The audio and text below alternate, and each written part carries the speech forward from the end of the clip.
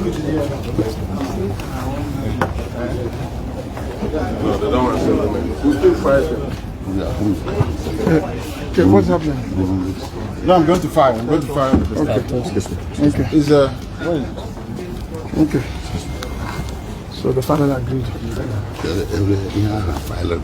No, that's what he's telling us. He's going to fire it. Yeah. Sample commissioner proposed that never. Hey, he's coming. That's what he said.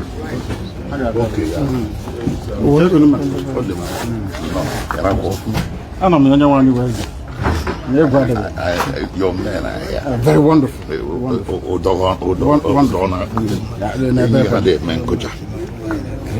No, nothing. Max. Yes.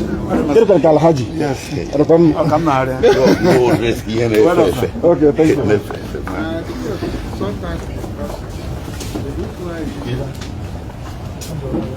Judge.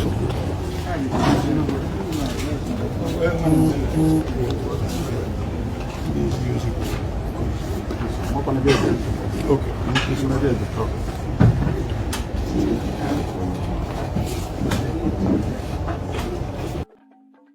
Which law is that? Under which law is that?